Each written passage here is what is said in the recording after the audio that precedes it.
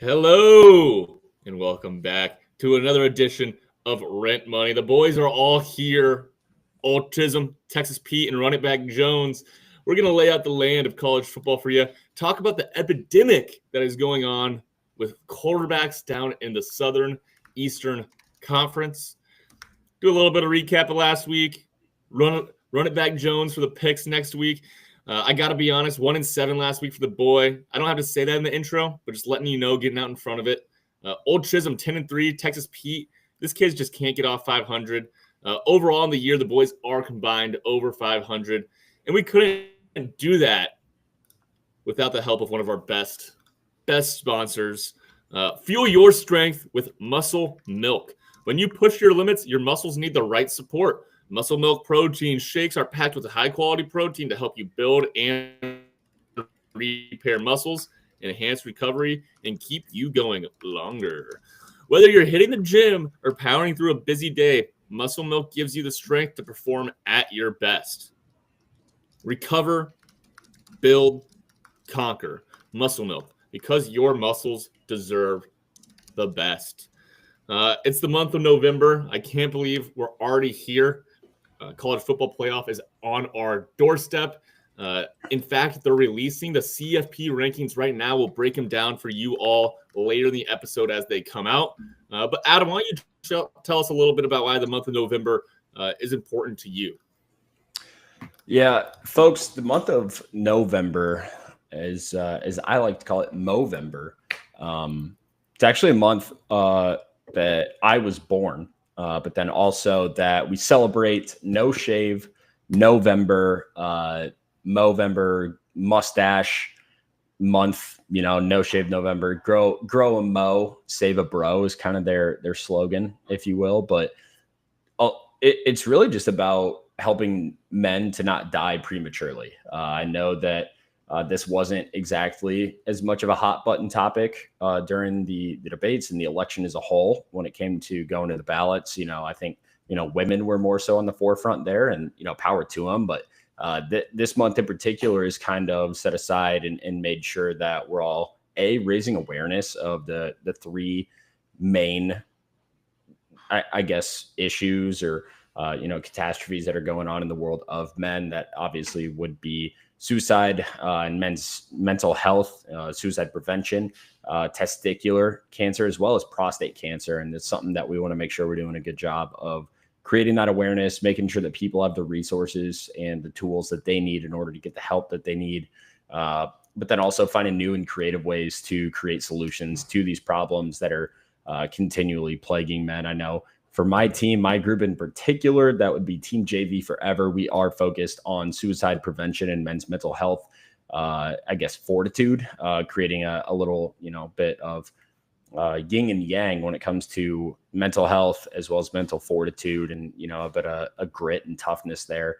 We want to make sure that, there's a better understanding and a lack of stigma going around in this space. But then also that we're creating positive and actively changing the world that as it stands. I think, the statistics kind of speak for themselves when it comes to male versus female suicide numbers and things of that nature. So let's do this thing together. Let's band together. We appreciate any and all support, but especially with our campaign. I know we are focused on raising a goal of 2,500. And then ideally, we crush that in the next couple of days and we can double it, get back up to 5,000. Really, really blown away by the amount of support we've gotten over the last couple of years. And I just wanted to say thank you from the bottom of my heart for everyone who has already, reached out, donated, sent, a photo of them rocking a mustache. I gotta shave the sides here after we get done here. But yeah, man, grow a mo, save a bro, love you all. And tell the homies you love them.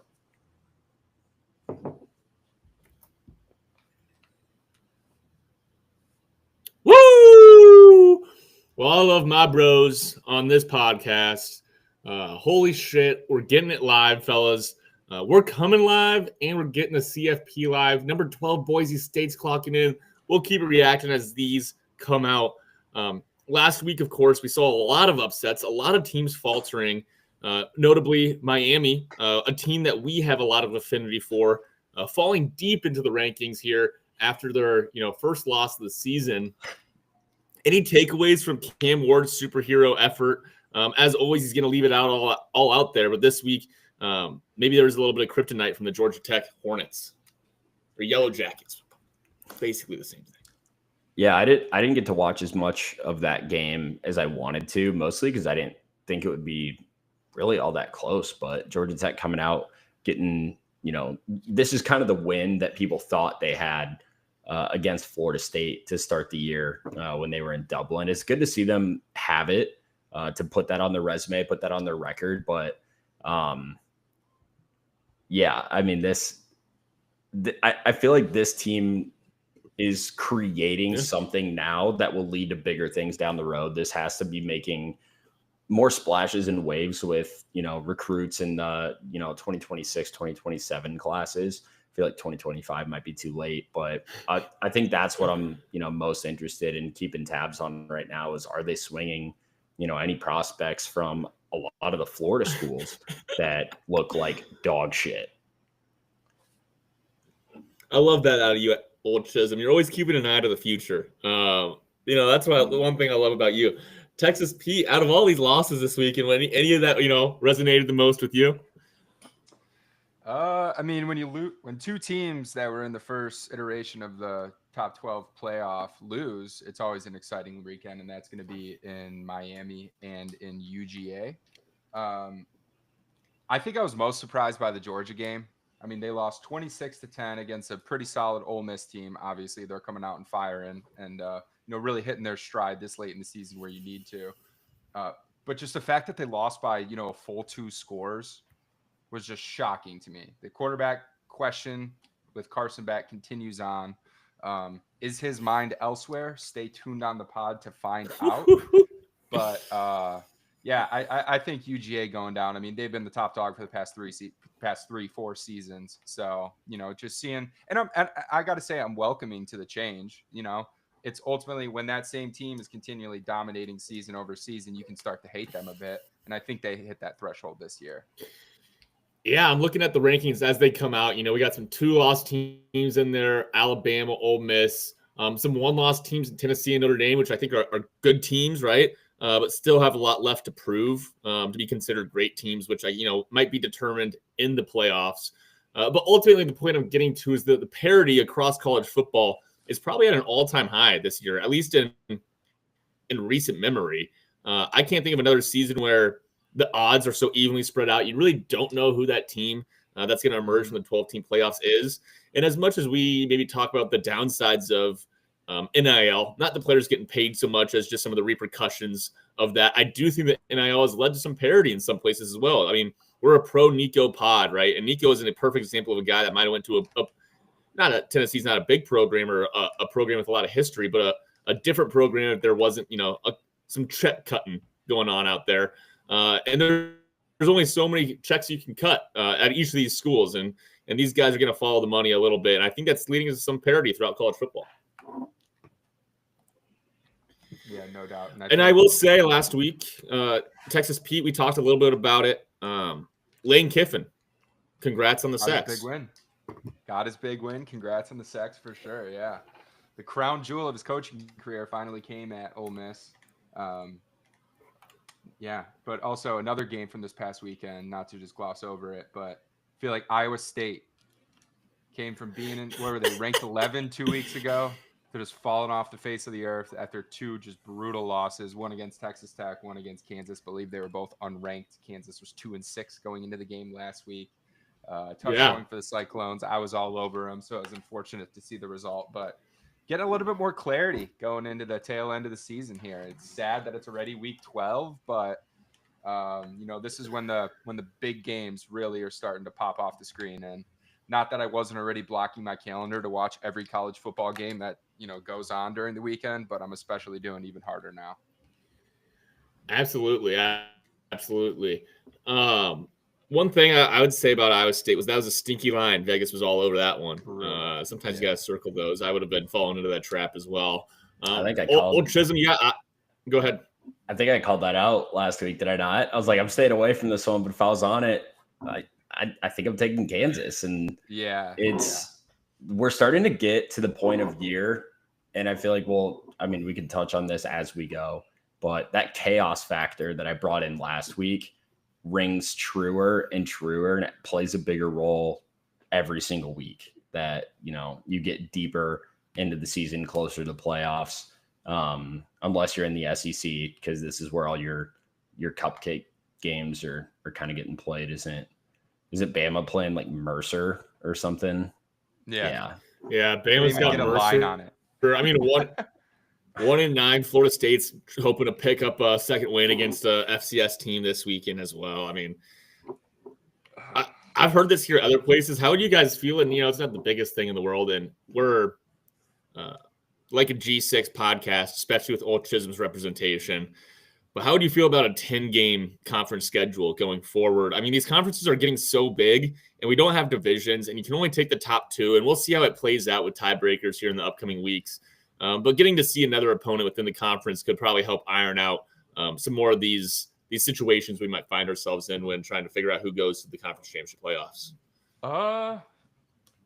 I guess I've never really thought about it, but my initial reaction is I'd be in favor of it. I mean, these conferences are so deep. The Big Ten has 20 teams in it now, so it's not, you'd hardly even be playing half of the conference. I think I would. I think that brings up a good point. Are we really missing out on anything of the non-conference matchups the first 3 weeks of the year? Yeah, you have the big ticket headliner games that are scheduled like years in advance. Yeah. But those can also turn out to be stinkers if you're a team like Florida State that just or typically good, but then they just go out and put a stinker of a product on the field this season. Or if you're Miami and you duck Notre Dame because they couldn't get it figured out on the schedule this year, but they're playing next year, folks. That'll be fun. But yeah, they did a good job. Olympics, baby, bring it back. They were supposed to play at Notre Dame Stadium this year, and Miami somehow just didn't confirm, or they missed a specific detail, or might have been the year that they got wrong. That obviously, as you could tell from Notre Dame's schedule, did not come into play this year. But I don't even know what to say. Like I think that would be a really good game, just purely because you have the explosiveness of an offense like Miami with a Cam Ward and the defense of Notre Dame. I don't really know how to speculate it, but it kind of feels like the same thing next year where Cam Ward's going to be gone and it's just going to be potentially Florida State 2.0 if, they're not bringing in some top talent last year, 2 years ago, right, ready to step up. So we'll see how they do in the portal and whatnot. But what would you guys' thoughts be if they started treating those really, really big conferences like how the NFL would treat the National League and the American League, and they start splitting it up where instead of 2 divisions, right, you got 4, like with the SEC, the Big Ten, these schools like little that mini have conferences. I mean, not even mini conferences as much as it is like you have to play these, 3 or 4 other teams in your division minimum one time for college football's sake. But then, your other conference games are scheduled against so-and-so. And like then you could even in the conference. Yeah. And you could set up like a tiebreaker game. Otherwise, like if there's no need for it, it's just another bye week. I don't know. It's more football. I'm like, if you guys want to play all these fucking games and have a conference championship and then another 4 weeks for the playoff, like why not make it so that you have to beat out, these 4 teams, create really, really good, intense rivalries that will either last or, we'll start looking into the relegation route. I don't know, but there's so many things about college football right now that are just like, are you a conference champ? Like, did you? Like, are you the best team in the SEC? Are you? Like, especially with Power 4, they're just so big now. Yeah. And we'll see how things shake down because the Pac-12 is basically just the better version of the Mountain West, which granted it kind of always has been, but yeah, they got 4 teams joining next year? What the fuck are you laughing at? You're on mute and everything. Do they have the? I'm just having a good time listening to Chisholm here. I got some gibberish for you. And they do a little bit of what you're asking for too, Chisholm. I think with the protected rivalries, just let's expand even more. Let's get, Big 12, for example, didn't protect Farmageddon for Iowa State, Kansas State. Let's get some protection on that bad boy. They're going to Dublin next year. They're taking the farm out of the Geddon, Dublin-Geddon, but it'll be fun to watch no matter what continent they're playing on. It'll be fun to see some heavy drinkers from the farm towns and the farmsteads of good old Iowa and Kansas making their way over to Dublin. Another question I had for the two of you just to ponder on. Have either of you ever rushed a field? After a big upset victory? Field, I have not. What do you rush, Texas Pete, a fraternity? We rushed a fraternity, that's right. No, both of them, I guess two of the marquee wins during my college years, I was working at a bar for him.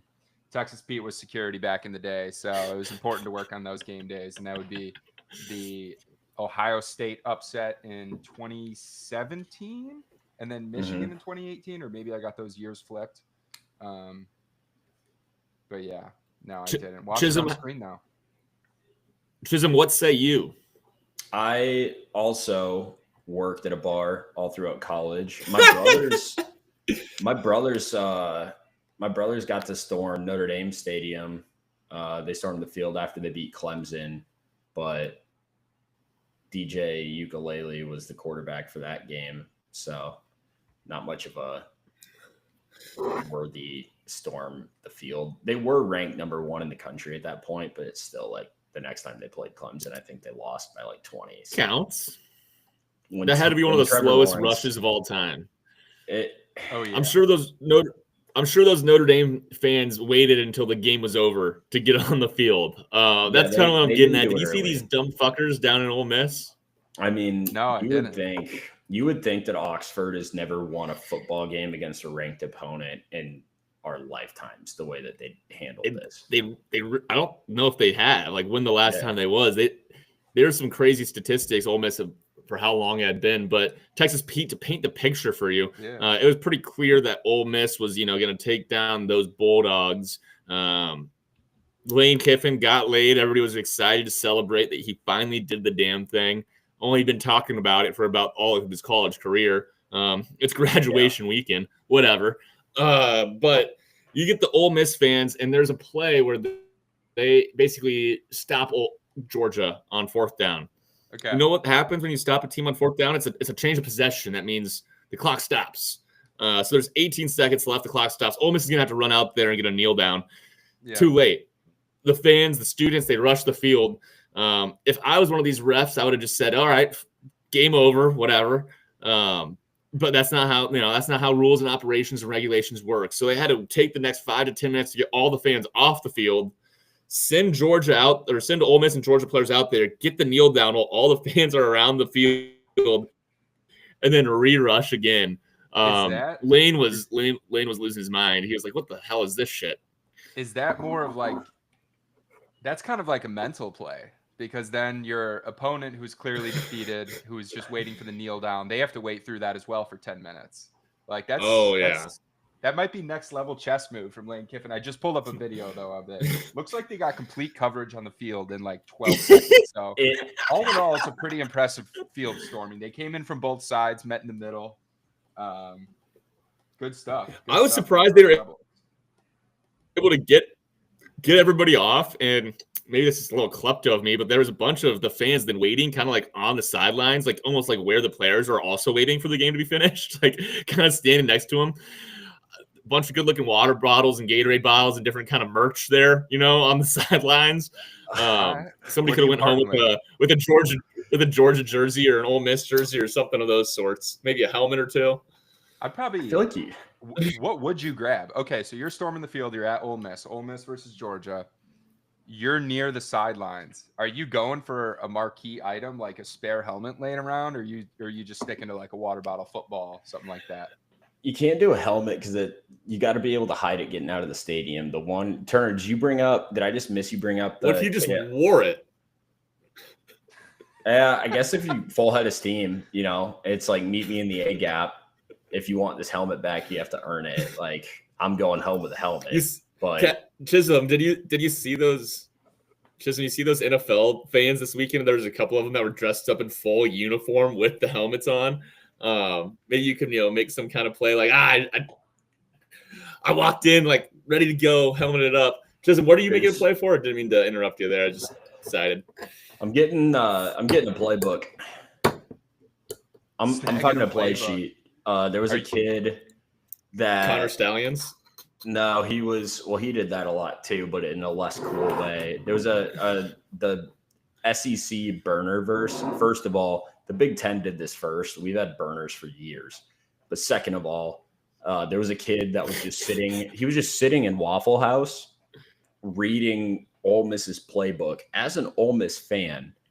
And then he put like an emoji over his face and he said, "At Lane Kiffin, if you want this back, let's talk," or something along those lines. And first of all, the gall, right, to take your own team's playbook and publicly declare that you have it.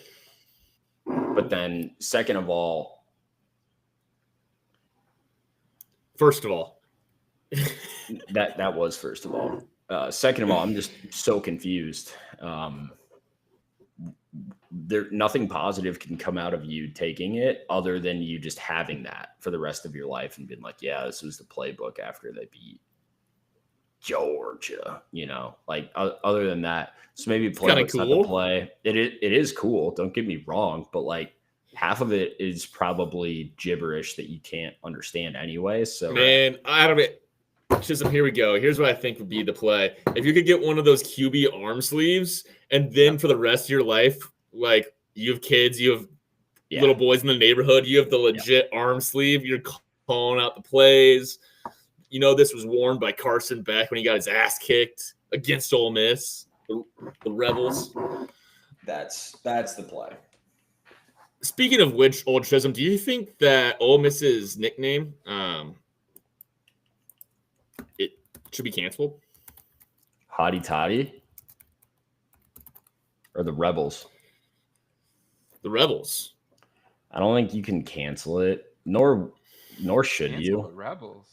Yeah, like I'm not a fan of canceling anything north or south, especially in the sense of like as someone from the North. Traditionally, it's that much funnier to me whenever they're like, and here's a statue of this general that did really good for a while and then fucking died. All right.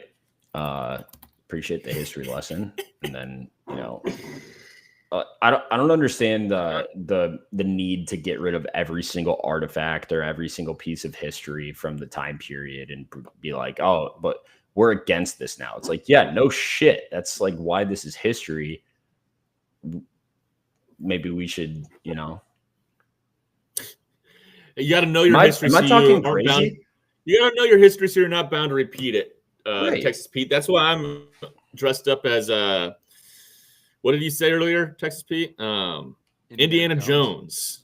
Great historian. Great example of that. One other thing from this game that I think we can move on the recap portion of the show is, did you see Kirby Smart calling out the kid on the field that was celebrating with some hometown friends, player for Georgia? You guys didn't see? Do you see this video? I saw the video. I didn't see his reaction. He said, "What a stupid idiot! What an idiot move that was!" Basically, like that was dumb. Like calling him out. He's not wrong. He's not wrong about any of it. But people really tried to set Kirby up for failure there with some double standard talk, and side by side of that video with him talking about the many different speeding incidents that have taken place in Athens. A little bit of a different tone, to say the least. That guy that player, just the eyeball test, told me he was a preferred walk-on, and then I just imagine that Kirby's going to prefer he doesn't walk on next season, or maybe even this upcoming week. Yeah, he's backup safety, white backup safety. I'm sure he's probably a backup's backup. Maybe he is a walk-on. All right. real quick, just to give you the scores in case you forgot them, because goddamn, sometimes these weeks fly by. Friday night, we didn't even touch on it. We did mention Iowa State lost. We might as well say Iowa got outplayed in the trenches in LA. Surprising, unfortunate, sad. Let's see. Miami talked to that. Oh, Florida State, Billy Napier just got a stamp of approval from the athletic director there that he's coming back next year. You know how he rewards them? He shows up and says 49-7 shellacking by the Longhorns at home too. Woof. Let's see. IU sweated one out against Michigan, rewarded by the committee this week as well, moving up considerably in the rankings. Anytime you beat a little Michigan team, it's always going to feel good, especially for an Indiana team that hasn't seen a lot of that over their history. Vandy versus South Carolina. South Carolina moved into the rankings. Colorado with a testy win against Texas Tech. They're kind of in control of their own destiny in the Big 12 at this point. Oh, Bama, LSU, College Game Day. Don't even need to talk about this one much. Not a lot to talk about. Bama ran them out. LSU, fraud watch for sure. Mizzou versus Oklahoma. This was a fun game. Mizzou with an incredible comeback against Oklahoma. Holy shit. And the last one we'll talk about is the Holy War. BYU outlasts Utah in a game that reminded me a lot of the Broncos-Chiefs game, actually, from this weekend. The Broncos, big rivalry, two teams that hate each other. Broncos were out in front. BYU was out in front, or Utah was out in front. Neither team scored in the second half, and then kind of miracles happen. And when you don't score in the second half, it's hard to be upset when you lose. The AD for Utah came out and was trying to blame the refs. Hey, buddy, let's get more than 0 points in the second half, and we can go from there. Any reactions from all those quick games? I know we said we're done with the reaction side, but what a fucking slate! Holy cow! All up and down the window. Yeah, no, it definitely was electric. A little bit disappointing when the marquee game of the weekend, Bama LSU, isn't quite the competition you would hope for, but a lot of great games last weekend. Yeah. All right, so we're gonna kick it to Texas Pete to talk a little bit about the epidemic that is going on with college football quarterbacks. So, if anyone is active on X, formerly known as Twitter, sometimes you'll see screenshots from your premier college football quarterbacks that get leaked, and these screenshots could be DMs with a lady on campus. They could be a Snapchat screenshot. This is an epidemic that's going around college football, and I think it's a mark against your university and program if you are leaking this from your starting quarterback. You don't need to add more. You don't need to add more onto his plate. It's surprise, surprise. Division I college football player is hitting up girls. That's not news to anyone, right? But when there's evidence to back it up, you just don't look good. There's a couple that have been circling around my feed lately. That would be Quinn Ewers this week, firing his shots to some lady down in Austin, Texas, sending like 15 messages in a row. Marcel Reed from Texas A&M following suit the same week coming up. I don't know if the ladies are getting more bold by posting that, by taking screenshots and posting them, because this has been going on forever, right? But then along with that, it had me thinking, who are the horniest quarterbacks in college football? Let's name a few that we have. Quinn Ewers. I'm not going to be reading any of these messages because I don't want that soundbite out there. I'll go ahead and read some of these. I don't give a shit. Let's hear it. If you're a longtime listener, we read off the Adam Levine DMs from a few years back. I'm going to pick and choose here, and I'm going to be honest. It's funny because Texas Pete mentioned these DMs. Some girls I respect the girls that are leaking this, but also keeping their side of the story in there, which includes like sit photo or whatever it is. Yeah. There's some girls where you can tell they obviously deleted all of their side of the messages. A little less respect for that one. A lot of trying to see that ass, not going to lie. That's a common one we're seeing here. Carson Beck was sending out some stuff. Here we go. God, he's in the car. The weirdest part is he's not in the driver's seat. It looks like he's in the back seat, passenger seat. If you're looking at this Snapchat, he hits him with Your tits get my shit on hard immediely.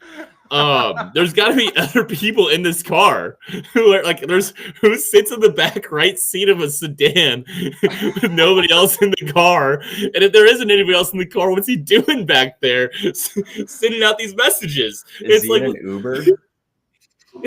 Just No got way. red. in the back of the Uber. No, it's got red it's leather got seats. red leather. It's definitely Ah. another Georgia player that's speeding. He's getting a rush on. Yeah, This he's like, this might be the last text. He's like, this might be the last message I ever send anyone ever again. We're going out with a bang. It's bad. So when you get caught with messages, it's tough. But when it's a Snapchat and it's the text over your face, it's so much. And he's worse. not looking at the He's not looking at the camera. He's looking like he's side eyeing it. Like, I didn't say that, but I'm saying that. Before we were yeah. doing this bit this week, I compiled a list of the most recent ones. So we're gonna reshare them on our Twitter account. So if you want to follow us at Rent Money Burner, you can see the examples we're referring to that we don't want to read on live streaming here. But then also, You don't want to read. I don't want to read. That's exactly right. So then we were thinking, there's different levels to horniness when it comes to college football quarterbacks. And we just have a few that we're going to be discussing here today. A quarterback that we wish was hornier. Cade McNamara. I think it could do him good. This guy's got no riz. He's got no pizzazz on the field. Probably off the field either, because it definitely doesn't show on the field. And then we have quarterbacks that we're glad that they're not horny. That would be Tim Tebow. God's man. There's no room for it. You're not going to find him DMing a girl some nasty messages, asking for any types of pictures. And then I'm going to throw Arch Manning in that tier as well. He's got a name. He's got a reputation. He's got a brand to live up to. He's not going to be doing his work in the light like that. They're going to be vetted. They're going to be NDAs signed for any shenanigans that goes on in Arch Manning's household or dorm room, wherever he's living. Probably not a dorm. And then we have a list. This is probably one of my favorite tiers that we have. Quarterbacks that aren't horny, even though you think they would be. And then Chisholm put this one out there, and I don't have any rhyme or reason to validate it, but he put Dylan Gabriel in that tier, and I just think that's perfect. That's it. I don't know too much about Dylan Gabriel. No idea what he gets no idea what he gets into off the field, but I think he's just minding his own business. And I'm going to throw Will Howard in that tier as well. Not quite sure what he's getting up to. Spent a lot of his time in Manhattan, Kansas. Then moving over to the big school in Ohio State. Not sure if he's adapting quickly. I believe Mr. Jones is on mute if he's trying to say something. Yeah, not to jump back, but when you guys said that, it felt right. It felt like Dylan Gabriel isn't that horny. Guy's engaged. He's ready to get married. Engaged on September 1st. So happy noodles. Makes a lot of sense. I was gonna say, that makes sense. There's a difference between being horny and blasting out pictures of your own face with text over it. It's like, well, there's no disputing that you sent this. There's really no going back to the drawing board. None of that. That is now forever. Your shit. AI is good. It's not that good. It's not good enough to replicate your face on the Snapchat filters. Once it gets that good, though, we're toasted. Oh, we're all cooked at that point. That is the game. However, we're all sitting here. We're all kind of hanging out. That's not yet the case, and so within the status quo, I think Dylan Gabriel.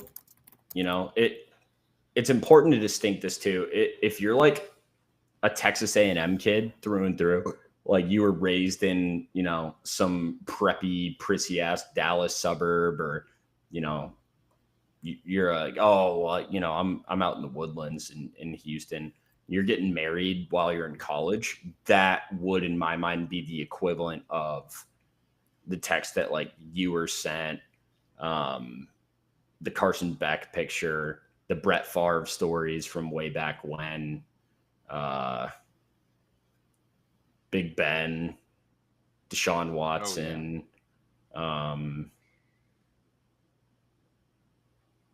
just a few that come to mind. I was looking up another QB, one that probably I had down in the not horny category. That's Graham Mertz. His girlfriend though, nice to see he has one. Miss Wisconsin. I also like that out of my QB. You know, the QB one of your starting state school says, you know what, just give me the winner of the beauty pageant for our state, and we'll call it good there. That's all I need to know. Just 2 winners getting together. It's a good look for the state. It's a good look for the program, and it's a good look for the pageant community. It's classic. It's a classic matchup. Okay.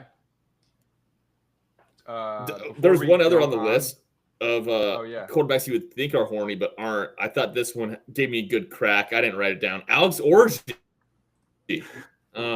Name alone gives that one away. I agree. Michigan man, been in the program for a while, understands his role. He's not the flashy player going out on Friday nights trying to pick up some numbers. He's in studying, waiting for his call again to go under center for Michigan, which he might this week. I don't even know who's starting for him.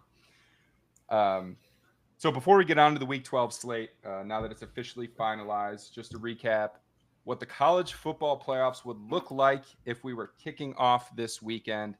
We got a mixed match of the mashups. The first is going to be number 12 Boise State at number 8 Ohio State. I believe that was the same as last week, so no change there. And then we got a big switch up here. That'd be number 9 Notre Dame at number 8 Tennessee. That'd be a fun one. Ole Miss making their way into the playoffs. That's going to be number 11 ranked Ole Miss visiting Happy Valley and Penn State. And then lastly, we have number 10 Alabama visiting number 7 Indiana. And then the top 4 remain the same: Oregon, Texas, BYU, and Miami with those first round buys. Any of these matchups catching your eyes? Should we dare play odds maker and set the line for those first round games? Gut reaction. No need to dig into it. Just fire from the hip. I think Ohio State would be a 21.5 point favorite against Boise State. No question asked. Minimum. I was going to say 23. Somebody come up with a good... 23.5. Somebody come up with a good name or bit for this that's not called Whose Line Is It Anyway or Guess the Line. We didn't talk about this in the production meeting, so it's asking a lot for the creative team of Old Chisholm and Texas Pete here on the spot, but they got it in them. Under the covers. Under the covers. Okay. That could be the name of a podcast right there. Hello, welcome back Only to bet the covers. With you, Only bet your under co-host Carson Beck. Yeah. That gets two birds. That gets 2 birds stoned at once, because now we get to talk about hornball quarterbacks and ATS betting lines, and everybody goes home happy. That's what we talk about anyway every episode, right? Essentially. Damn, are we in one way or another? We'll find our way to that conversation. Two lost teams showing themselves in the playoffs here. That's going to be Alabama and Ole Miss, both coming from the SEC, obviously. Well deserved for Ole Miss coming up there. Do you guys think? And then, by the way, first team out would be Georgia at 13.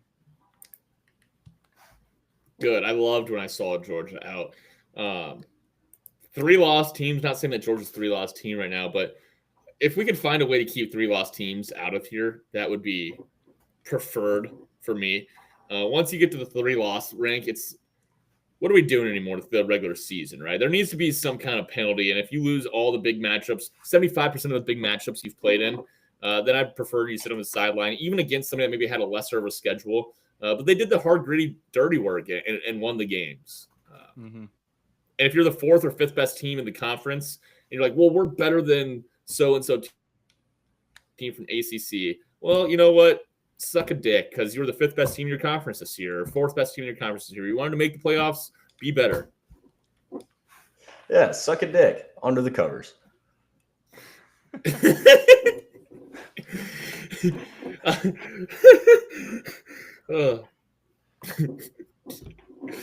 Oh, there's so many. Just we crack ourselves up here at the Under the Covers pod.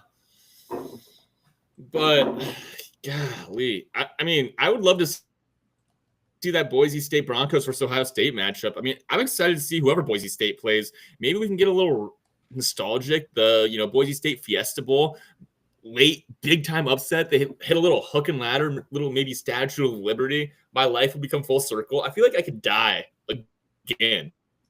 The OC would If I got to definitely call relive that moment. You'd have to. Moment. You'd have to. Yeah. You know, we saw Boise State play Oregon tough. That was when bowl games and BCS bowl games still mattered. And Chisholm's the biggest BCS guy I know, too. Holy shit. I mean, there's so many of those moments of people just holding up. I mean, Fiesta Bowl's one thing, you get a bag of Tostitos, but somebody holding up, a trophy filled with luscious oranges. Come on now. Yeah. I think that's the thing that I'm starting to miss, and you're seeing it, is if you lose, that's it. Kick rocks. That's you tried, maybe you get in the Rose Bowl. Now it's you're seeing conversations have happened, and we even have debated it weeks ago, but a 3-loss SEC team making it over 2-loss teams from other conferences is very, very much on the table, like you were just saying. And it's tough. It's a different brand. We're starting to move closer and closer to the NFL, even though, granted, are these kids being paid money, which kind of makes them professionals? Yeah, don't get me wrong, but they're still kids. They're still just trying to graduate and grab ass. Dodge. Yeah, and grab ass, obviously, if you're a quarterback. But it's kind of wild to think about that we're just expecting a lot from kids that don't know how to cook. It's make me a sunny-side up egg. As we move into the slate for this weekend, you guys know I have a major affinity for loser leaves town matches. It's all I can think about. It's consuming my brain. And to Adam's point, it used to be every game was damn near a loser leaves town match if you're fighting for two spots. It's a little bit different now, the teams you're looking at and the teams you're circling. I think it's fair to say that LSU left town last week, and it's hard pressed for them to imagine them making the playoffs at this point. And so I had to go out there. I had to find one, and I had to circle it up. It's tough. It was tough to find. I don't even know if one truly exists, and that's what's breaking my heart right now. I would have to say the loser leaves town match is probably Arizona State and Kansas State. Wow. Both these teams have a path to the Big 12 championship. I think we all agree that the Big 12 doesn't have one dominant dog. I respect a lot of what BYU is doing this year, but I think we all agree they could fall on any given weekend. So I'm going to go Arizona, Kansas State. Loser leaves town. There's not a better one on because Pittsburgh it's going to be tough for Pittsburgh to make the ACC championship game. So I think, that's the best one we got. Another one you could circle is maybe this is for Adam and all the a G6 lovers out there. Tulane versus Navy, both 7-2, 6-0 and 5-1. Would have to see some magic happen the rest of the way with Army and Boise State, maybe taking another L. But both those teams could fathomably make a run to be the representative of the G6 in the top 12. So circle those two games if you're looking for a thrill. Loser leaves town matches. Well, with that said, should we get into the slate, boys? I mean, I feel like we've been beating around the bush long enough. Just for a real quick recap on the year, Old Chisholm is 65-60-2. He was 10-3 last week. Best record in the league. Old Chisholm. Texas Pete. This is just a nice, almost a palindrome. 3-3 last week. 33-33-1 on the year. This guy, he's just right down the middle, keeping it even Steven. All right, we got Rib J, myself, running back Jones, 36-37 year to date. After many weeks atop the leaderboard, it all came crashing to a halt. I don't know how to feel about myself, and that's because of that 1-6 weekend I mentioned on the intro. My biases are getting out ahead of me. I'm like a 89-year-old racist or some shit. I don't even know because of how how biased I am against some of these teams without spending time to get to know them and understand what they're really about. I said I wasn't going to bet on Iowa again this year, and you know what I did? I doubled back to my word 2 weeks later and bet on them. Miami team total. Figure it out, kid. Flip flop. I'm like a bad politician. Can't figure out the team total on that one. A lot of apologies I have to give out. I don't apologize for betting the Tennessee team total. Pro Nico podcast always will stand in that corner. And then, I've been burned betting against Bama and UGA so many times. It's just about time you get burned betting on them. Can't be too upset about that. Shit happens. Or I guess I bet on LSU, so I shouldn't stop betting against Bama. But that's kind of what tore me down last weekend. I'll give the floor to TP and Old Chisholm because they're the number one, number two on this podcast at this point. Yeah, I think we all rode with that Tennessee team total last week. Did not go our way, but that is okay. Last week, IU, first time they didn't cover. They won 20-15 against Michigan, I believe. Michigan was 15-point dogs. Is the Cignetti train cooling? Probably not. Obviously getting their flowers. I think they're ranked. What did they come in at? 5 this week, meaning that the Indiana-Ohio State matchup next weekend, not to look ahead, is going to be 2 versus 5, just as we predicted. Game of the year. Might be a game of the year. Chisholm, why don't you take over, man? 10-3 last week. Anything you want to brag about? And then we'll move on to week 12 slate. Yeah. Same sentiment shared by running back Jones on the Hawks. But if Scott is giving out a lock, I'm taking it. The guy. Yeah, fuck that guy. I was listening to lock of the week. That was the first miss he's had in a while, and boy, did that miss. And then, I was just way off on LSU. That was my only other loss. I had them +3 ATS, and then I also was taking them on the money line, and that was my running back Jones tail of the week.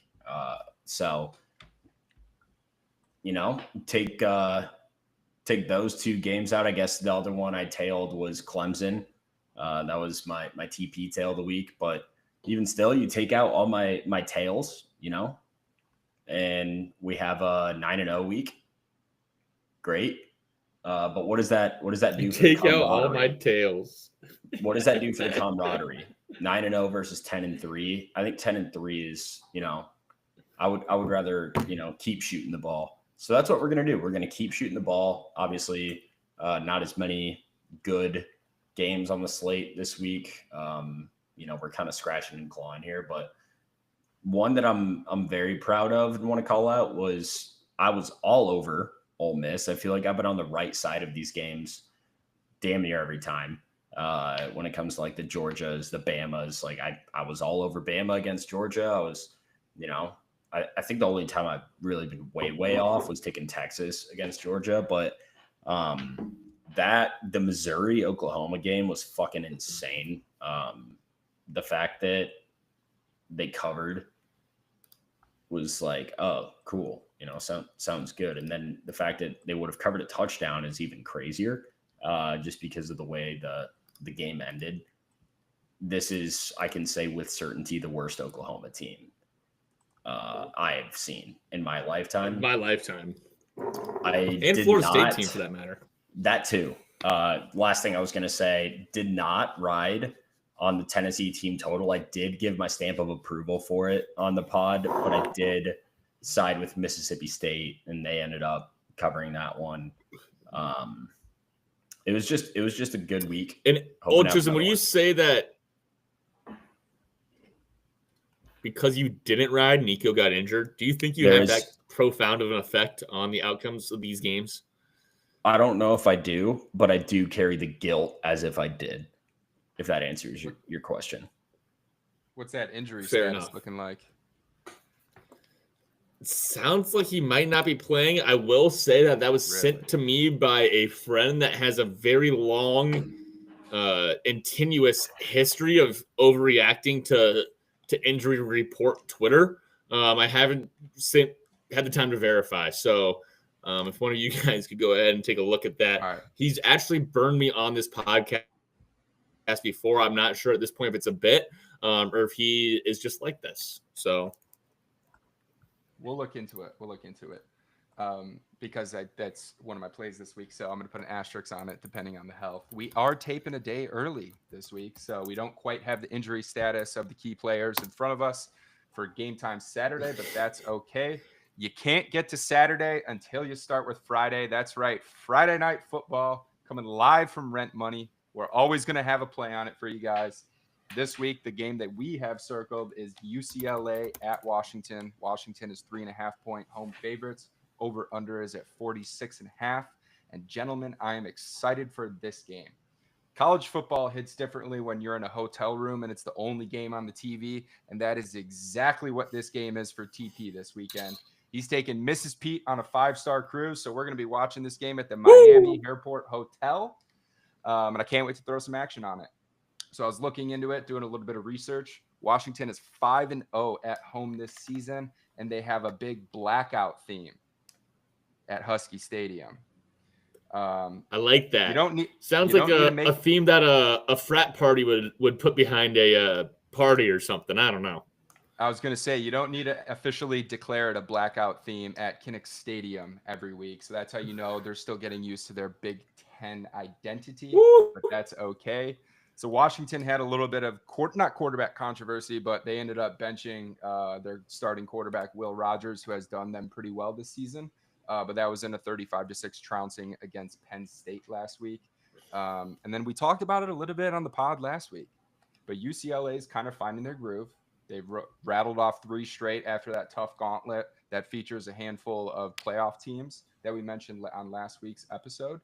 But I like the Bruins here. So I'm going to be taking UCLA going into the blackout plus 3.5 points.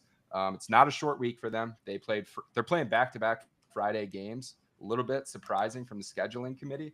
But you know what? I'll take it. UCLA plus 3.5. UCLA's been playing good ball. I mean, I watched it play all last week. They had a really tough beginning of the schedule and then maybe got undervalued. God,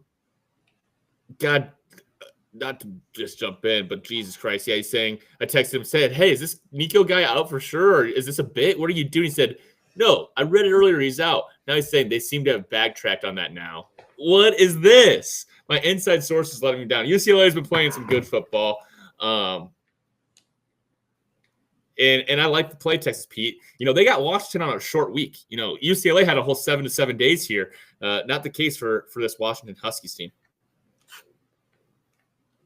Yeah, that's right. They got back to Washington at 5 a.m. or something on Sunday. And they're going to be playing on this Friday. Not that it's a massive travel snafu, but something to keep your eye out on. And having that 3.5 points, it's very generous. Dude, you tack that 5 a.m. on with fall back a week later. I've been reading reports that the fall back, that 1 hour of sleep, it might not affect you in the near term, but in the 2 to 3 week phase, it's going to hit you the hardest. So we're probably going through it right now a little bit. That's probably why my picks last week weren't as good. I was maybe a little short. I saw Mercury was in retrograde as well. So, a few things going on there, but definitely something to keep an eye on. No doubt about it. So now, before I even start to tackle the Saturday slate, I got to run it by Old Chisholm. You got any G6 games circled on either Wednesday, Thursday, or Friday this week?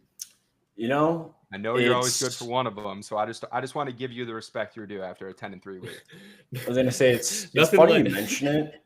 I was gonna say I was looking at a couple of the games. And I don't know. I got to double check actually if this is. I'm pretty sure that Tulane plays on. They got Navy on Saturday, I believe, right? I believe it is on Saturday. That's a bummer. Well, good thing. I did have a couple of plays for tonight. If I'm looking at let's just say purely on Thursday, I got 2 plays. And let's go ahead and just add them to the card. Let's say fuck it. Actually, no, these are Wednesday games. Wow, we are early. Oh, my God. Talk about Maction. I'll give you Maction. I got 2 plays. One, they're both dogs, for the record. First one, I think I've been burned by this team twice already this year. Give me Eastern Michigan to cover 10. I'll play at 9.5 because I think that's what is shown on DraftKings right now. But I'd take it at 7.5, which is where it was at on Sunday. Didn't want to, as long as you're getting more than a touchdown, I would feel good about it. Expectation for this one moving so much is, I think, just because, like, as long as it's with not 2 digits, Vegas will be cool with it. But Chris Creighton as a 2-score underdog gives me excitement, and it tells me one thing, and that is just to bet the Eagles. In the last 9 seasons under Creighton, EMU has been a 2-score regular season underdog a total of 25 times. Within that span, they are 19-6 against the spread. Even more so in the last 3 years, they're 7-2. So don't let Chris Creighton have more than a score to play with against the spread. Second one, I like the under in that game, for the record, as well, if you're getting creative. Second game is Akron, the Zips, going into NIU, and Akron's getting a lot of points here as well. They're getting 15.5 over on BetMGM right now. I think live there's a little bit of juice. It's up to -115. However, I think they look so much worse on paper than they are, which is kind of like the opposite, I guess, of like Kent State right now, where they are as bad as they look on paper. NIU, I've watched NIU play one game this year, and they looked good. Other than that one game, I don't think they've looked nearly as good. I think they just outcoached, outplayed everybody on the field there. I do love Hammock. Ontario Brown, phenomenal back for NIU. However, he ended up leaving the Western Michigan game early, never returned. And if he's out, and if Akron can not even fully stop, but just contain the run that NIU has, they're not very good at passing. Ethan Hampton being the quarterback for NIU, he's listed as a dual threat, but he's definitely more of a threat with his legs than his arm. And to top all of that off, Akron's had 4 extra days to prepare for this one in comparison to NIU, who played on Saturday. So I'm really just hoping that Finley and co get the job done, and the defense can just hang around with the rush to be able to cover more than 2 touchdowns. So that's my 2 G6 plays of the week. I'll go ahead and just throw those both on my card too. Why not? I gotta say, NIU, for amount of good wins to words mentioned on this podcast, it has to be the most. Words on the pod per good wins. They lead the league. Pro move there out of Texas Pete, kicking it to Chisholm before we get to a Saturday night slate. And we're wrapping it up, and Chisholm has the G6 plays on lock. So props and kudos to you, TP. That's what we're doing. All right, Saturday's slate. It's not the most sexy on the card, but there's definitely some value out there if you're looking for it. There's a couple premier matchups ranked on ranked, but other than that, you're just going to have some good old-fashioned conference opponents where anything can happen in conference play, right? Yeah. And that's what we're going to see this weekend. We have Texas visiting Arkansas. Arkansas is 13.5-point home dogs. Over-under is at 57.5. I like this game because Texas obviously firmly controls their destiny to a first-round bye in the college football playoffs. I think this is the weekend that the Longhorns re-enter the discourse about serious contention. I was just briefing through their schedule. Yes, I know they're ranked 2 or whatever overall, or 3 overall, but they still don't have that marquee win against a premierly ranked team. They beat Michigan earlier in the season when they were ranked 10. Michigan's booty now. They beat Oklahoma when Oklahoma was ranked 18th. Oklahoma stinks. And then they beat 25 overall ranked Vandy a few weeks ago. So they don't really have that big, right hook that you can point to saying, yes, these guys are going to be the top dog going into it. But if you can stack up enough decent wins, you're still going to have your hat in the ring. And I think that's what they're going to do this weekend. still having only one loss against UGA, and then they have a head-to-head matchup with A&M at the end of the season. So they do control their own destiny if they choose to win out. Arkansas is coming off a bye week where they let up a 60 burger to Ole Miss, and that week of practice just had to be brutal for them. Clearly, Arkansas has trouble containing the passing game, as Jackson Dart went for like 550 yards and 6 touchdowns or something crazy like that. But contrary to the typical identity that I associate with UT football, this Texas football team likes to air it out, and they do so at a remarkably efficient clip. So I think they're going to be able to utilize that this weekend, just playing to the weakness of this Arkansas defense. So I'm going to be taking the Longhorns minus 13.5 for the return of Texas Pete's Texas Play of the Week, presented by Dude Wipes. We took a couple weeks off after our first loss. We're still 5-1 on the season, looking to making 6-1 this weekend. Double dipping for the first time on the Longhorns.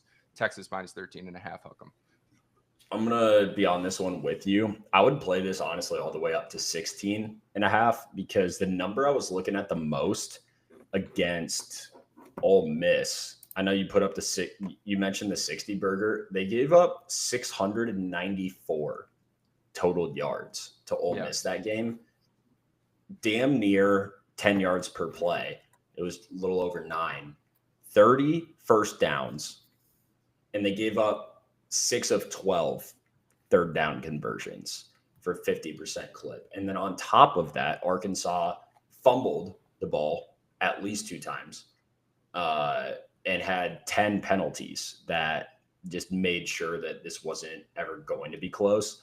They need the exact opposite of all of those things to happen just to cover, not even to win, but just to cover against the UT team. I think Arkansas is one of those gritty teams that going up against a team with, a turnover prone quarterback, i.e. Carson Beck, I might be looking their way a little bit more, but against more, pro style or, traditional quarterbacks that are going to be able to stand in the pocket and deliver a deep ball.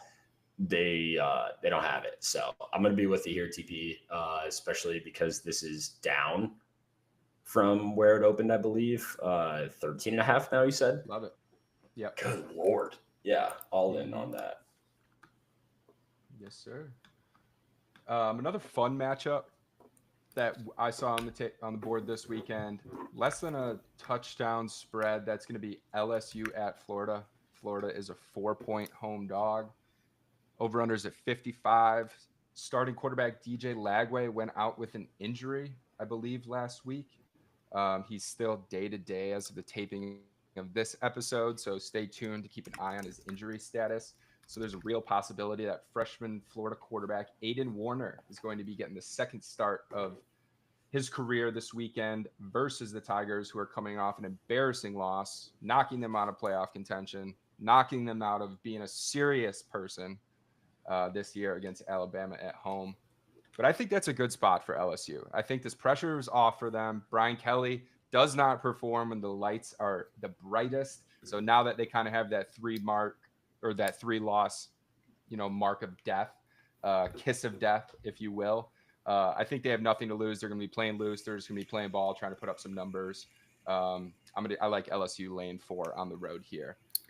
I don't think the Swamp is incredibly hard to play in as far as SEC atmospheres go. Obviously, we saw that week 1 embarrassing performance. Yes, these days against Miami. That's immediately what my mind went back to. I think this is a noon game. I really hope it is. But regardless, it's not going to change my stance. LSU -4 on the road.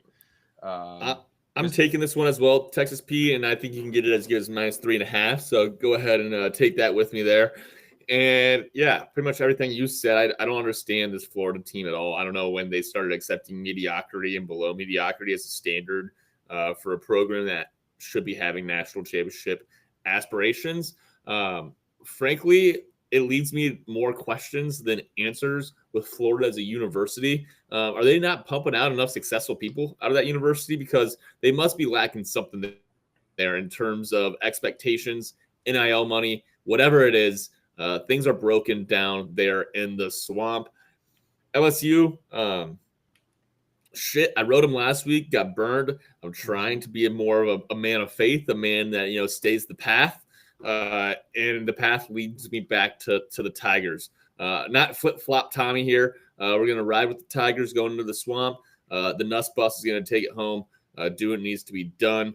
There's so many times we've bet against Florida this year, and it hasn't burned us yet. They can't figure it the fuck out down there. So we're riding LSU. Texas Pete only reaffirmed my belief with what he said.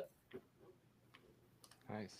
And then we have a fun matchup as well. Going over to the Big Ten, Nebraska at USC. USC is 9-point home favorites. Over-unders at 50.5.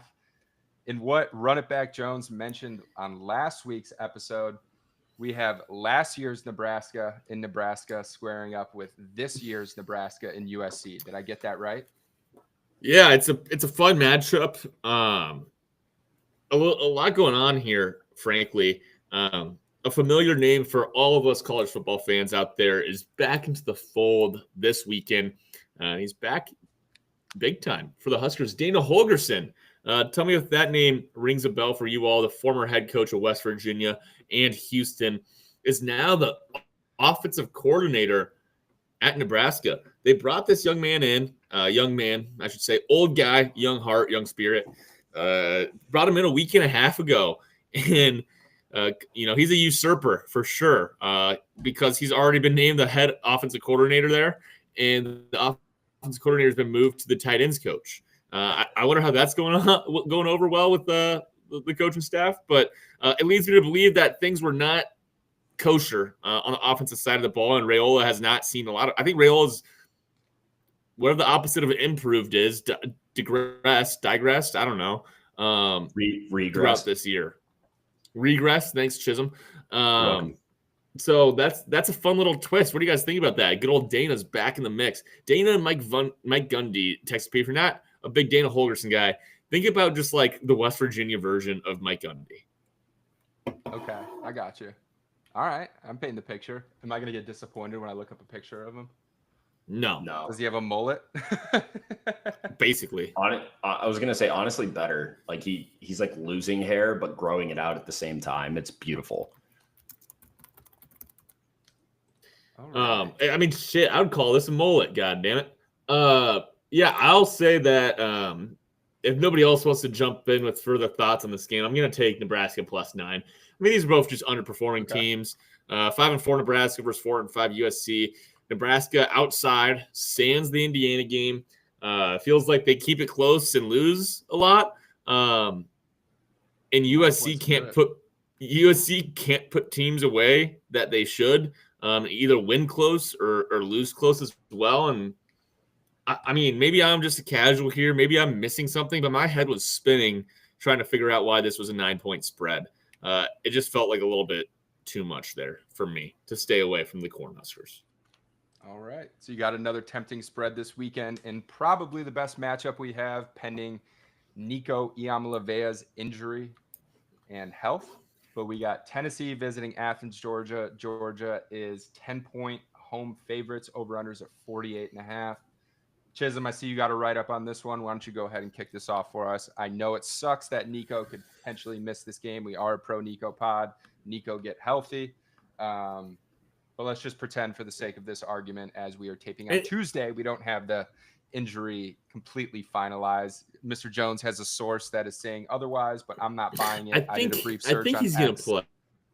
I did not see any credible sources come up that are even doubting his ability to play this weekend. So we could say that this source is a co-host of the Box Up Boys podcast on the Rent Money or on the Pop Off Podcast Network, so you can figure out who that might have been. But go ahead. So, Clark, you're welcome on the pod anytime.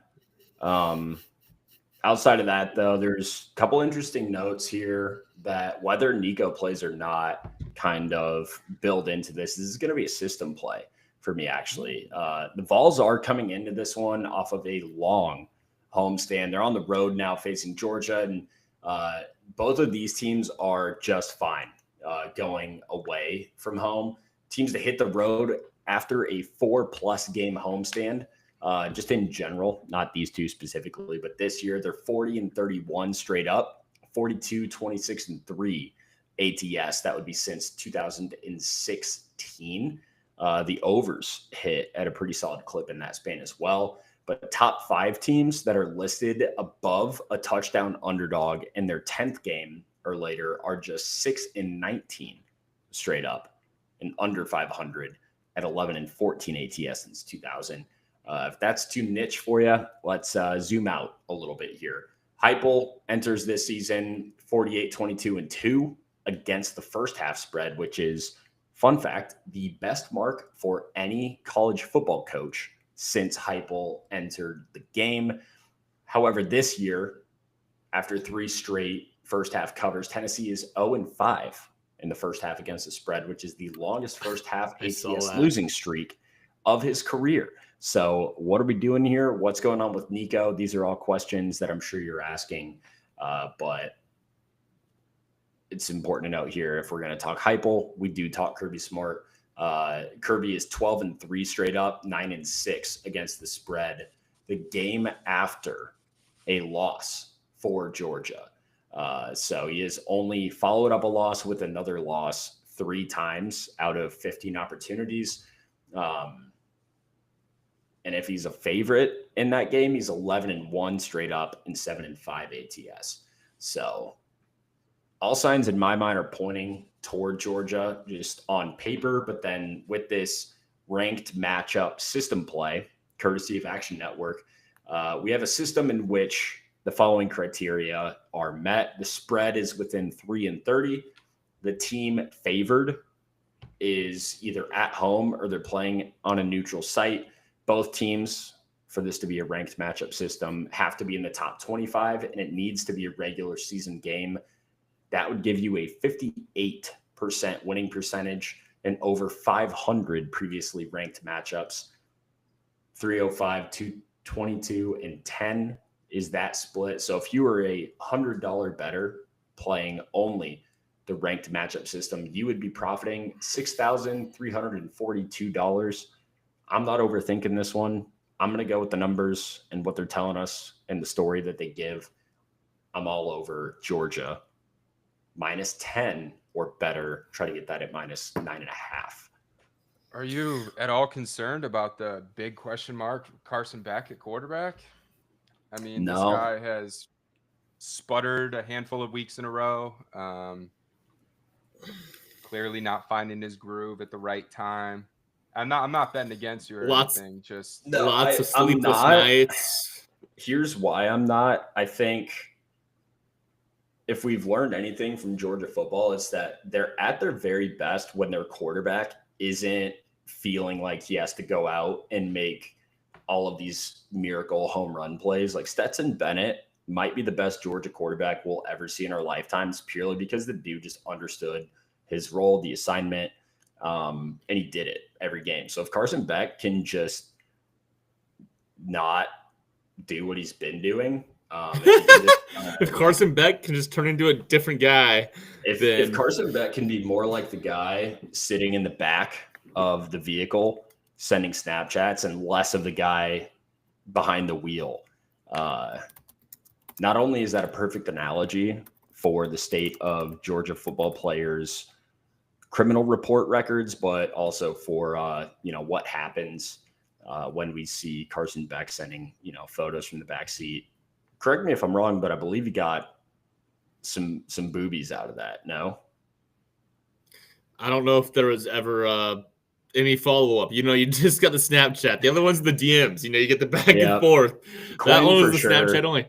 I was gonna say Quinn's at least had a sent photo underneath it. We don't know for Our sure. Our quarterback is better than yours. He totally got a titty picture. Yeah, but regardless, I think this one is more so up to Georgia's defense. If they play the way that they did against Texas, I don't think it really matters. I mean, Beck threw how many picks against UT and they still won by 2 scores? Ton. Yeah, Beck doesn't matter to me at this point unless it's a somewhat equal game. And I think the Vols are closer than they've been probably ever. But Nico would A, have to play, and B, he would have to play out of his ass in order to make something happen here in this one. I think it's still too early in his career. sticking with Georgia. My only, Give me, I think, go ahead.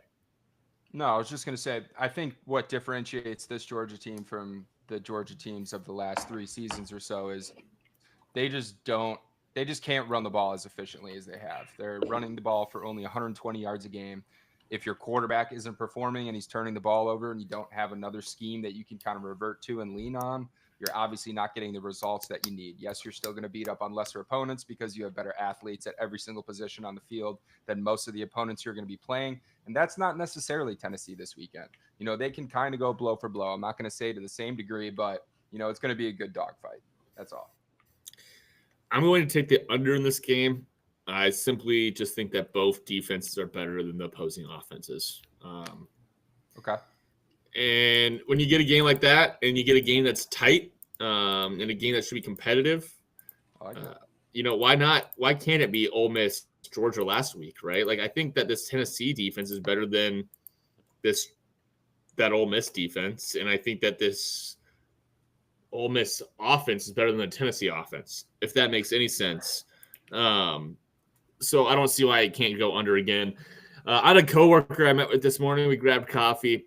He said he's going on a annual SEC road trip with his bros this weekend. He's going to be down there watching the game in Athens. They've done a bunch of the different trips. They've done, Oxford. They've been to Vols games, Bama, LSU. Thoughts on that, guys? I mean, it doesn't have to be LSU or it doesn't have to be SEC, but the boys' annual college football road trip sounds awesome. And honestly, SEC probably does sound the most fun. It sounded pretty welcoming. It sounded like they're getting some free food at the tailgates. Go out the night before, maybe go where the local watering hole where the alumni are at and chat it up a little bit. Tell them your mission. Tell them, we're out of towners, a little bit. Own that up. Play that up a little bit. I love it. Is there a school that you guys would love to go to and watch a football game in the SEC? There's a lot of them. It's not only, SEC only, but what do they say? It just means more down there. No, I think he's doing it right. You hear all this hype. I've never been to an SEC tailgate. Hoping to change that in my future. But it sounds like, by all accounts, it's an absolute blast. Different culture, almost. I'm curious if you know or not. Is it a true road trip, or is he flying down with the buddies? Oh, no, they're definitely flying down there. Okay. So they're just making the trip around. Okay, that's fun. Yeah, no, that's really cool. It'd be nice if I could convince Mrs. Pete to do that. That would be some heavy lifting, I'd imagine. Do you know the relationship status of said coworker? Because it sounds like a total late 20s. You got a couple promotions at the job, so you have some money to throw around. Probably don't have a super serious significant other. Married with a newborn. Wow. But he's still got the trip on the books and he's headed down there. So it's wrapped. It's so steeped looking in at probably around the age of 10 months, maybe 10, 11 months. Okay. So I don't need to say anymore about away with it. I don't need to say anymore. Yeah, I think he's a cool stand-up dude, so he's not getting away with anything but a good time. Awesome game. I would definitely go down to Athens for a tailgate just to wrap up this here. This play has an asterisk surrounding it. I'll officially lock it in by Thursday because we'll know the health status of our boy Nico. But I like Tennessee's team total at over 19.5. They burned me last week. It's less than half of what it was last week. I'm hoping that Carson Beck and this Georgia offense will maybe just kind of gift them a free 3 to 7 points. I know that's the concern on their side of the field, which would be nice. But so we're just going to be taking Tennessee team total over 19.5. Something to circle. Any other games? The team total is 19.5. Yes.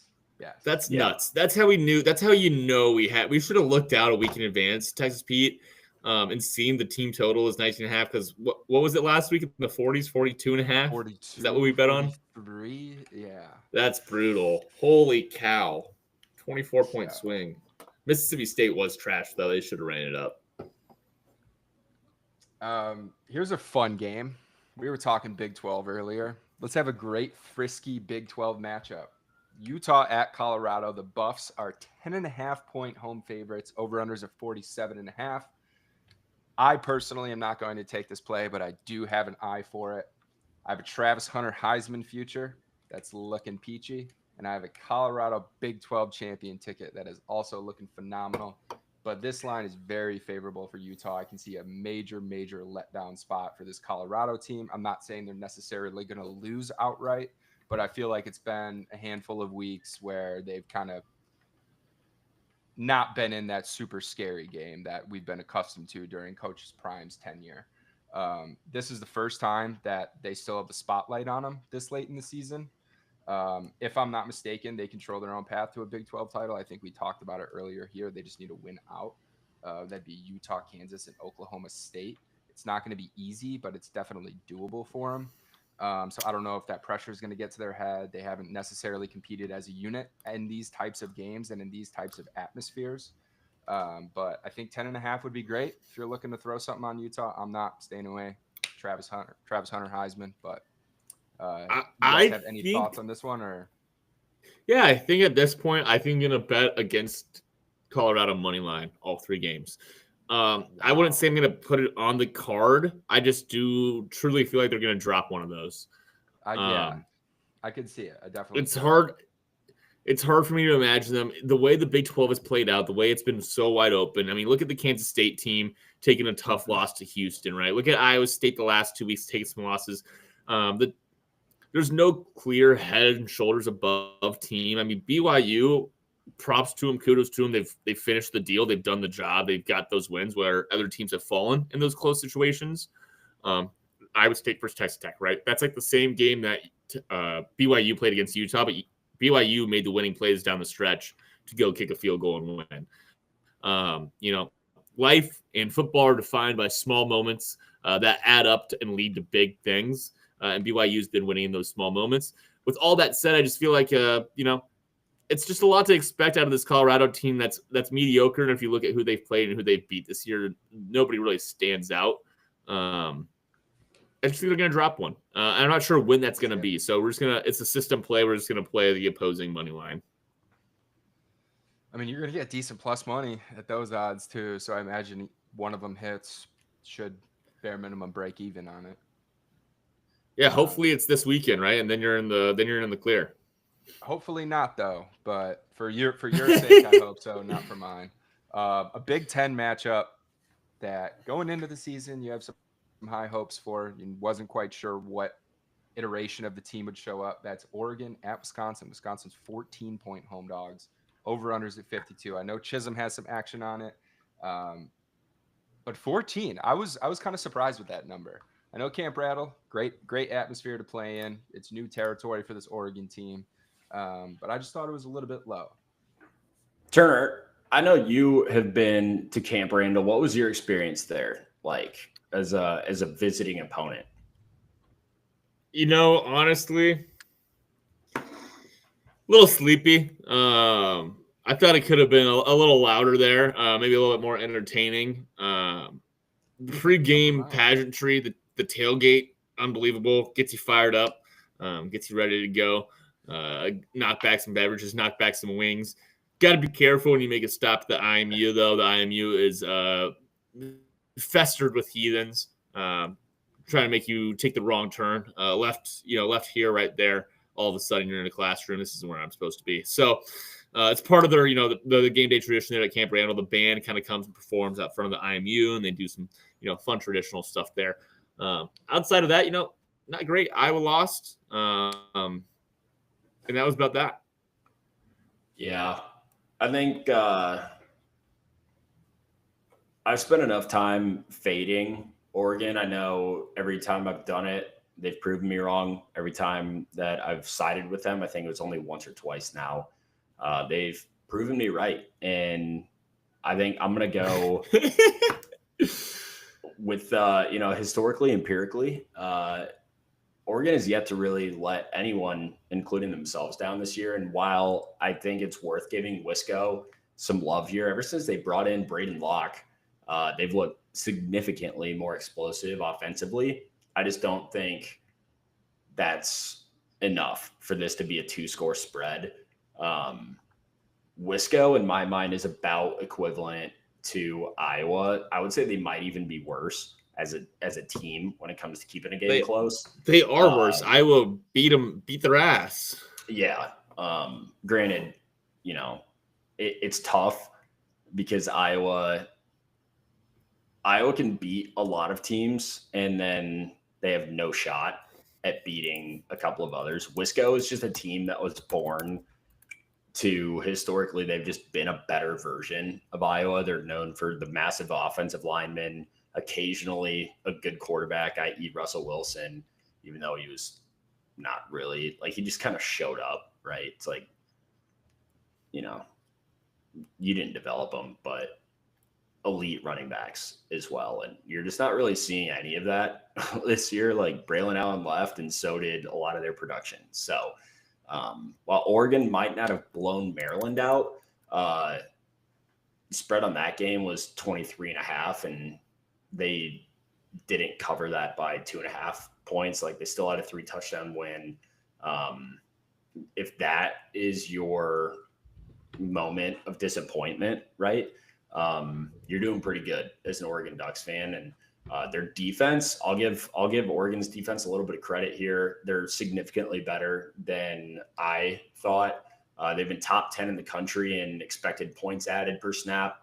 And I think that tells, obviously we discussed this. We're not going to base everything off of efficiency metrics. I've never been that guy, never will be that guy. But when it kind of backs up the narrative here, you got to stick with it. So my only real question that I have going into this game is how many touchdowns is Dylan Gabriel going to throw, and how far up the Heisman rankings is his name going to shoot after this game, because people don't realize how bad Wisconsin is compared to years past. Like,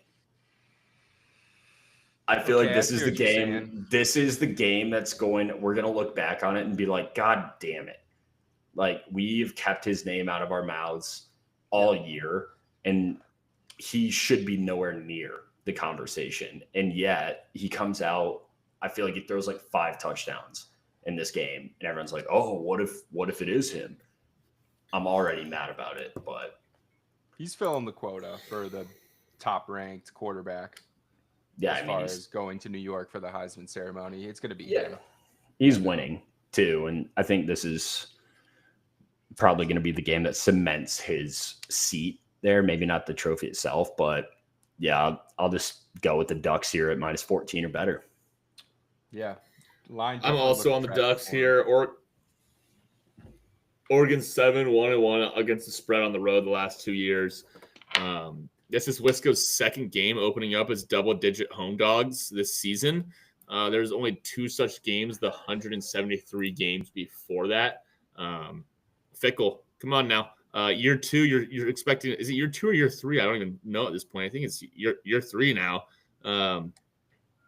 Caps, Chisholm, do you know? But either way, you're expecting to see a jump. You're not expecting to see multiple double-digit home dogs in a season. After 173, there's 2. But it felt like the Penn State game was kind of the game that they were going to cover, as double-digit home dogs, the one where they were coming in, hosting them at home. It feels like the juice has left the stadium at Camp Randall. So we're riding with the Ducks. Chisholm gave us some great statistics that I don't need to repeat as well. All right. So I'm kind of surprising you guys with this one here, but we have a listener-submitted question on our live feed, and that parlays into another game that I definitely wanted to bring up. And that would be Kansas at BYU. Kansas coming off a big win against Iowa State. BYU trying to stay perfect and retain their conference championship bid into the college football playoffs. BYU is 3-point home favorites against 3-6 Kansas, and the over-under is at 55.5. But our question is coming in from Tweetaholic15 on X. Which has a better chance of happening? Florida over LSU or Kansas over BYU? What do you guys think? Fucking Tweetaholic is back. What up, Tweetaholic? I would say personally, just because we've said it since the preseason preview of the Big 12, the parity of the Big 12 means that you're going to have a lot of weeks like last week where how high did Iowa State go in the rankings? Like 11. Yeah. Really they just lost to a previously 2-6 Kansas team outright. By by like A what lot. 12? Yeah, They lit up like 45 points or whatever. It was insane. So for that reason alone, I would say Kansas over BYU. However, because that game is at BYU, and because you have a Florida team with not much to live for, other than, hey, at least our coach is coming back, and an LSU team, that is going to have to go balls to the wall. I could see Florida forcing a couple of turnovers and winning that game. But for the sake of the question, I'm going Kansas over BYU. All right. I like it. It's Kansas over BYU. Tweetaholic with one of the few good questions he's ever had. This guy's always saying dumb shit. Tweetaholic, why don't you submit a listener lock of the week for next week and then get back to me? How about that, buddy? And as always, for anyone tuning in live, feel free to stick some questions in the comment section of our live stream. Or some sass. Give us some sass, too. We don't give a shit. Yeah. Comments, questions, concerns, what you like, what you hate. We're open for it all. So maybe we'll go ahead and read some of those. But that was all the games I had circled this week. Just don't send us a Snapchat asking to see tits or some butt in NGL. None of that. Catch old Chisholm at the right time, maybe he'll get lucky, but I don't think the same for running back Jones and myself. I've been in a relationship longer than all of you, so yes, I 100% if you get me at the right time. Oh my God! All right, well that's all the games I had circled. Anything else sticking out to you guys, or should we recap our cards for the week? No, I got another one here quickly. We got Penn State. Minus 28. This is a game against Purdue here. Purdue fucking sucks. We call them poo-poo Purdue in this household. Okay. Go ahead and pass that one on to your friends here maybe on Saturday, that is. Yeah, so I mean, I've been riding the James Franklin double-digit favorite for a long time. He's got great statistics if you want to go and look at against the spreads here. Purdue already is 1-8 against the spread on the year. And I think what Brome did, honestly, with this Purdue program, making them a consistent bowl team, never anything great, but a bowl team, had Iowa's number, that's for sure, is becoming more and more impressive by the week. The Purdue head coach is on the hot seat a little bit. I'd also like to call out that, hey, it used to be what is a team like Penn State going to get by beating Purdue by more than 28? Like them winning by 14 and them winning by 28, it doesn't really matter. And this new era of college football playoffs, a lot of these games, they do matter because you're positioning. It's a beauty pageant. You want to look better than your competition when it comes to seeding, when it comes to making the playoffs, all those different reasons. And so double-digit favorites for teams that are in the CFP position since the college football playoff rankings have came out have all covered. They're 4-0. OSU over Purdue, 45-0. Texas over Florida, 49-17. Penn State over Washington, 35-16. And Notre Dame over FSU, 52-3. I think there's already, it's only been basically a week and a half, but there's already evidence that these teams, they don't want to just win. They want to also put on a show for the committee. And James Franklin has already always shown that too as a head coach. And so for 28 against this poo-poo Purdue team, I'm all in on that. We're going to ride Penn State Nittany Lions. Yeah, I'm on that as well. Purdue has 0 matchup. Like any position on the field, they're not even close. Nittany Lions are top 10 rushing success rate, passing success rate as well. Boilermakers are 85th and 129th, respectively, in those categories on defense. Similar story is pretty much happening on the other side of the ball too. This is exactly what Turner just said. Like, don't overthink this one. James Franklin also, this is games like this are the only reason he still has a job. He's just a Walmart Ryan Day. He's going to lose the ones that matter, but hey, did you see us kick the shit out of Marshall? Like, that is so insulting. Walmart Ryan Day. You're a Kmart version of Walmart, essentially. Do with that what you will, but yeah, not a fan of James Franklin. Not a fan of his ability to match up against equal or better teams. But when it comes to a team like Purdue, he's gonna shove him into a locker and maybe give him a swirly. But yeah, Penn State. I have a couple other ones on my card. Chisholm, I'm sure you got at least one or two more. Do you want to jump in real quick? Yeah, I know I mentioned the ranked system. That will apply as well on the South Carolina matchup. That one being South Carolina minus 12.5 against Mizzou. Exact same thing is at play here that I ran through earlier. So we're on the Gamecocks minus 12.5. Last one that I had, at least last one worth talking through, I do have Notre Dame on the card. I'm just going to keep doing that because they keep proving me right. But Tulane is going on the road, taking on Navy, and I think this game, similar to what you were saying about Penn State needing to put the hurt on Purdue, make themselves look that much better for a 12-team playoff. Tulane is in pretty much the same boat going into this one, just looking at the G6, looking at the American. This is a team that is very, very good year in, year out as far as G6 teams go. It's like them or Liberty, I feel like, every other year as far as which one is significantly better than the rest. But the Green Wave have absolutely no hope at making a playoff if Boise State keeps winning. But if they lose in the title game in the Mountain West, and that is not unthinkable by any means, Tulane would be competing with the Sun Belt winner. I don't even know who that'll be. And or hypothetically in this scenario, UNLV, if they go and they beat Boise State in that title game. And so, in other words, there is a lot of reason, if you are Tulane, that you want to put the hurt on these guys and run up the score. And they've done that in 6 of their last 7 games, covering the spread by more than 2 touchdowns on average throughout that stretch. And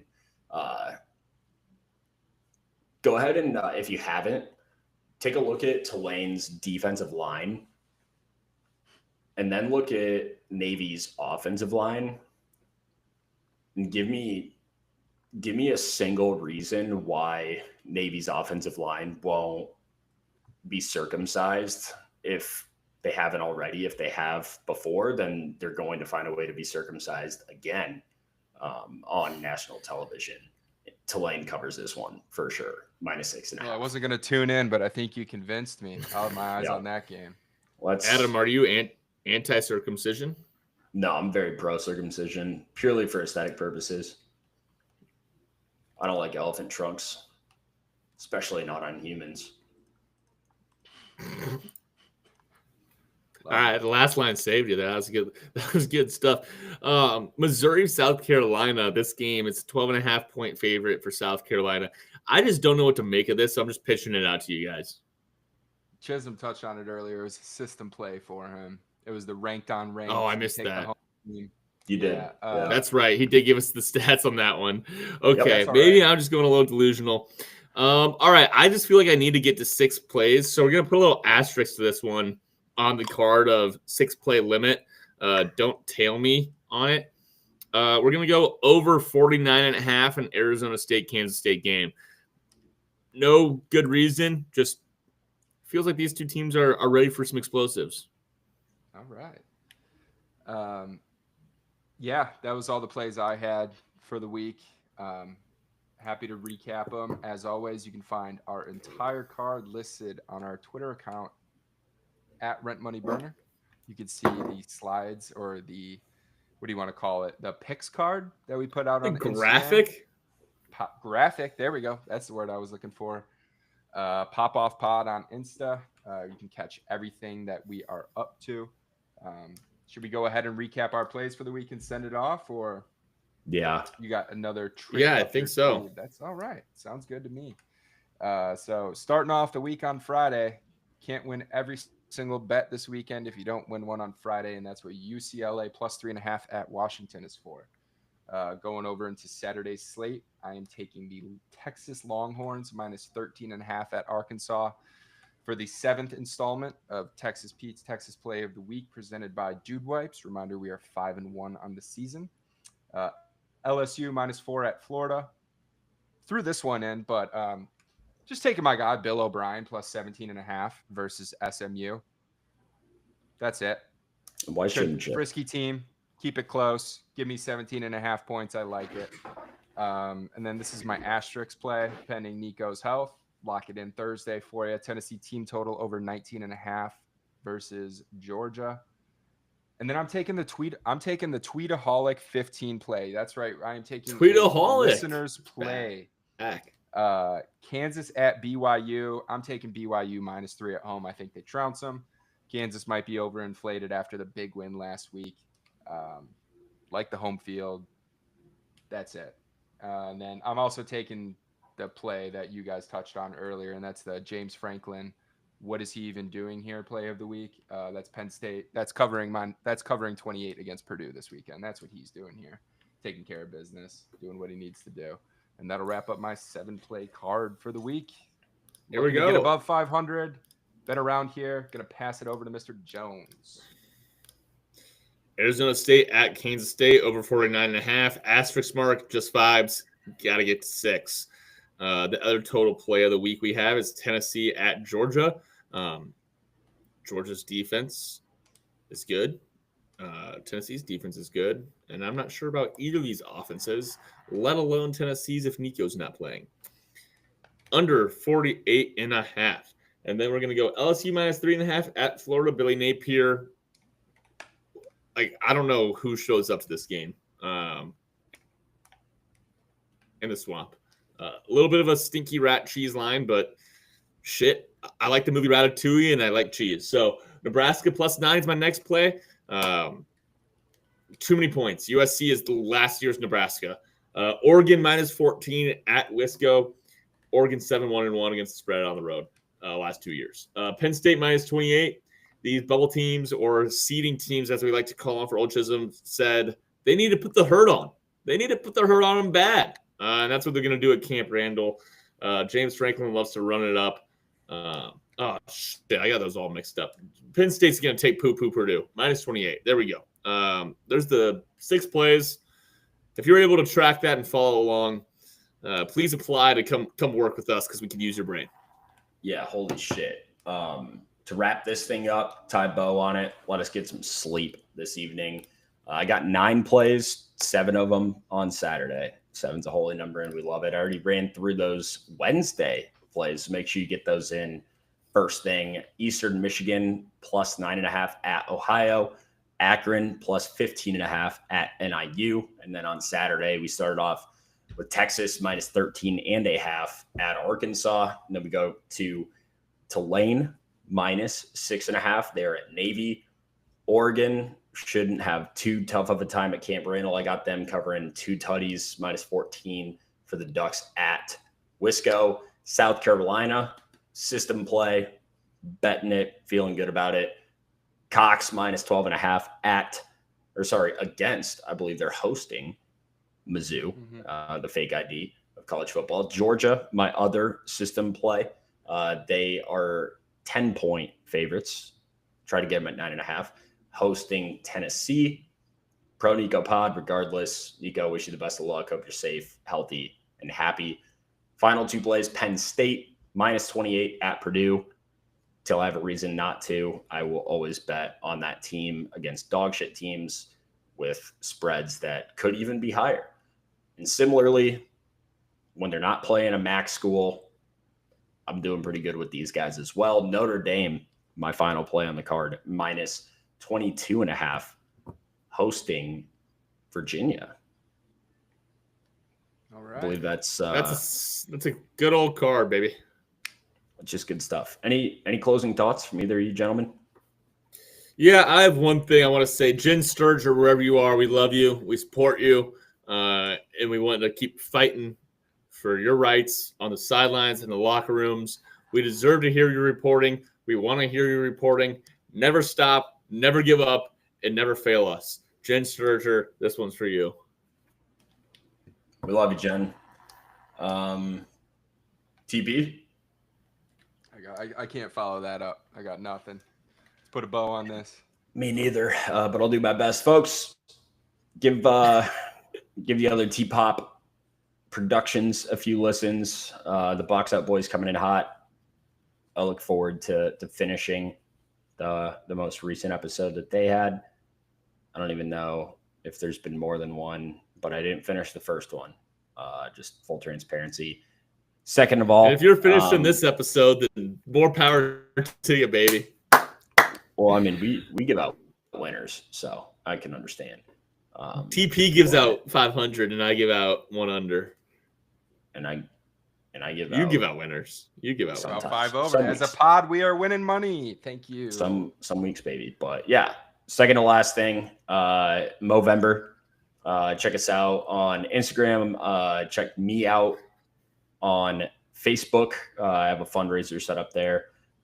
If you're not a Facebook person, understood. But we do have links, things of that nature in my personal Instagram bio that is attached to the most recent Movember post that we threw up on the T-Pop Instagram. Find us, chat with us, whatever you need on X at Rent Money Burner. And last but certainly not least, if you're giving out some I love you mans, which we'll be getting into here soon with Thanksgiving coming up. I love all of you. Thank you guys for listening.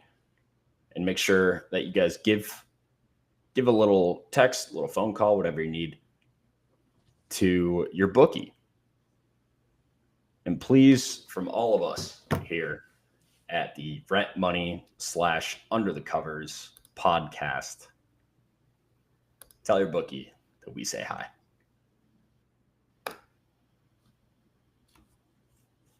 And